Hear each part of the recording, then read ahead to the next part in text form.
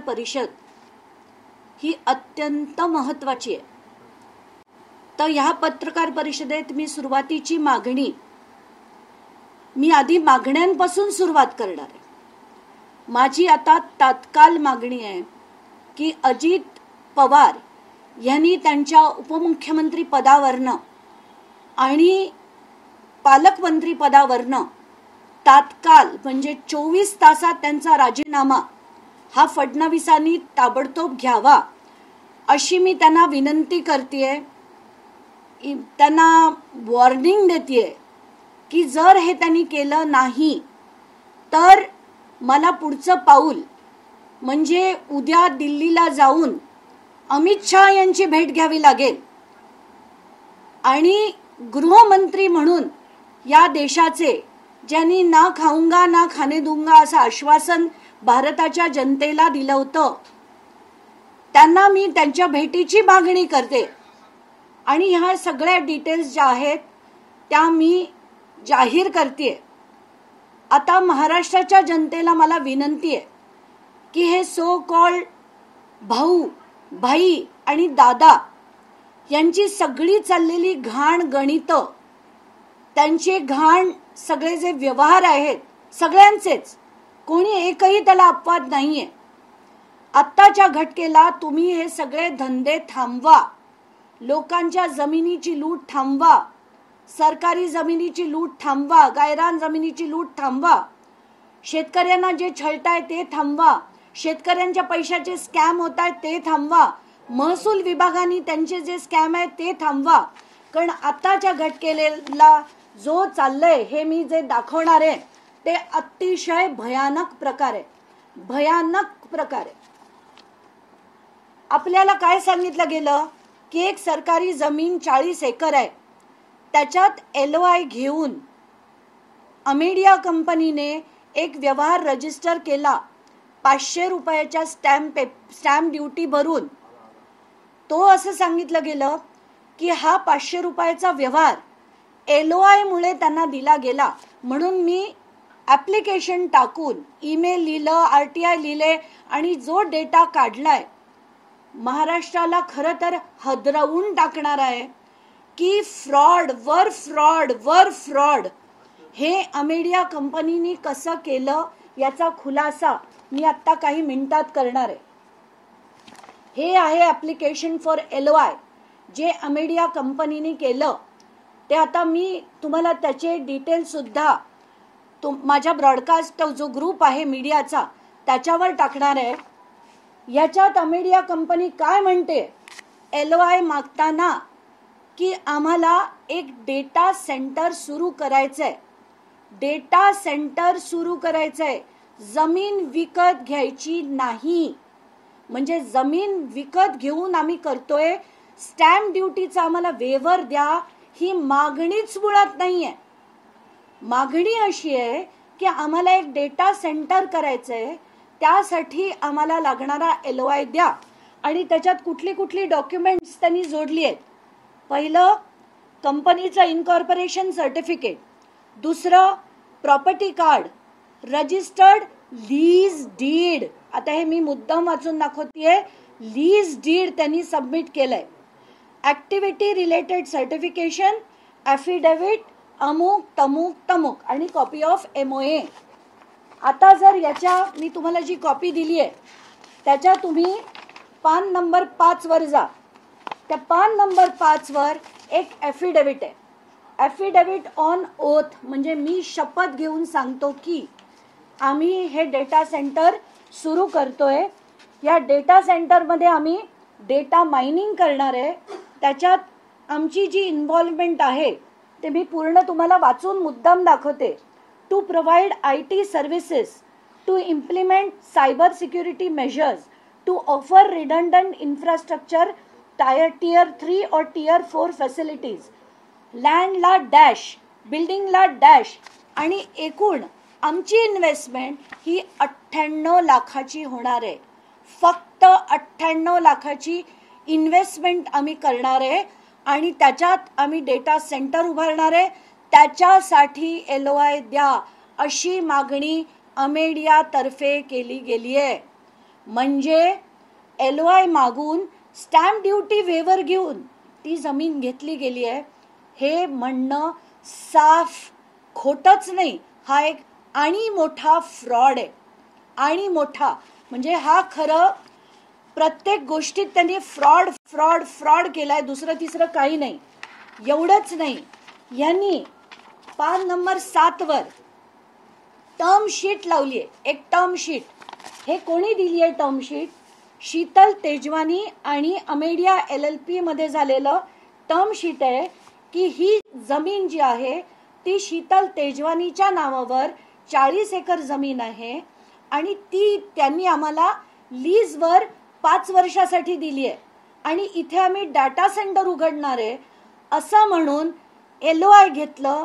LOI हे दाखवून stamp duty जी प्रचंड प्रमाणात लागणार होती ती 500 रुपयात केली गेली, ते LOI दाखवून. तर हे LOI कशासाठी होतं? याच्यापेक्षा मोठे फ्रॉड्स होऊ शकतात का? एकानंतर एक एकानंतर एक एकानंतर एक यांचे सगळी झूट हे सगळं बाहेर येतंय. पहिलं त्यांनी जे म्हटलं ते खोटं. त्यांनी जे रजिस्ट्रेशनचं जे अधिकार पार्थ पवार यांनी दिग्विजयांना दिले की रेझोल्युशन पास केलं की तुम्ही LOI ची मागणी करा, हे ते LOI चे डॉक्युमेंट सरळ सरळ दाखवत आहेत की जमिनीच्या स्टॅम्प ड्युटीसाठी हे वेव्हर मागितलंच गेलं नव्हतं, हे जमिनीसाठी व्यवहारच नव्हता. हा फक्त डेटा सेंटर उभा करतोय, त्याच्यासाठी आम्ही 98 लाखाची मशिनरी तिथे घालतोय आणि याला IT सेंटरचं तुम्ही LOI देण्यात यावं अशी ती मागणी होती. आणि हे सगळं जे त्याच्या पुढे घडलं, 24 तारखेला त्यांना ते LOI दिलं गेलं, त्याच्या पुढे त्यांनी ते 500 रुपये भरून रजिस्टर केलं. इतकंच नाही, जे मी म्हटलं की त्याच्यात सगळ्यात महत्वाचा मुद्दा त्यांनी ताबा घेण्याचा व्यवहार केला. तिथे जाऊन ताबा मागण्याची जी प्रक्रिया होती ती याच वकिलांनी म्हणजे तृप्ता नावाच्या ज्या वकील आहेत त्यांचं नाव मी तुम्हाला वाचून दाखवते कारण त्यांनी पुन्हा ईमेल लिहून, तृप्ता ठाकूर यांनी ईमेल लिहून या LOI वरची परमिशन मागितली. तर हे सगळं जे आहे प्रचंड मोठं फ्रॉड आहे. आणि माझा सगळ्यात प्रश्न जो महत्वाचा होता, जो मागच्या माझ्या पत्रकार परिषदेत थोडासा इग्नोर झाला, कलेक्टरांना 16 जूनला केंद्रीय प्रशासनाकडनं कळवलं जातं की अर्जंट इंटरव्हेन्शन करा, सरकारने आम्हाला दिलेली जमिनीवर कोणी ताबा घ्यायला येतंय हे त्यांना कळवलं गेलं होतं. जून महिन्यापासनं कलेक्टर जे आपल्या जमिनीचे कस्टोडियन आहेत, सरकारच्या जमिनीचे कस्टोडियन आहेत, ते काहीही कारवाई करत नाहीत. माझा त्यांना दुसरा प्रश्न की त्यांनी ही माहिती तिथल्या पालकमंत्री अजित पवारांना दिली होती की नाही, हा महत्वाचा प्रश्न आहे की अजित पवारांना याची माहिती होती की नाही. एवढंच नाही तर कलेक्टरांना तहसीलदारांनी सुद्धा पत्र लिहून कळवलं होतं 14 जुलैला की ह्याची विक्री झालेली आहे. आता विक्री झालेली आहे 40 एकर सरकारी जमिनीची, ज्याचं व्हॅल्युएशन 1800 कोटी आहे आणि कलेक्टरांनी जूनपासनं नोव्हेंबरपर्यंत पालकमंत्री अजित पवार यांना सांगितलं नाही. असं होऊ शकेल का? हे आता प्रचंड गंभीर झालंय. फडणवीसांना माझी विनंती आहे, 24 तासाच्या आत तुम्ही त्यांचा राजीनामा उपमुख्यमंत्री आणि पालकमंत्री म्हणून घ्या. आणि दुसरी मागणी आहे की तात्काळ तुम्ही केलेली SIT बरखास्त करून, कारण त्यात 6 पैकी 5 लोक पुण्याचे अधिकारी आहेत, हे बिलकुल चालणार नाही. याच्यात सिरियस SIT करणं गरजेचं आहे. पहिले म्हणजे ही SIT खरगे असले ठीक आहेत, त्यांच्या बरोबर एक रिटायर्ड जज, एक IPS अधिकारी आणि एक रेव्हेन्यू मधले तज्ञ अशांची ती SIT झाली पाहिजे. आणि ह्या SIT कडनं ताबडतोब म्हणजे 10 दिवसाच्या आत हा आला पाहिजे.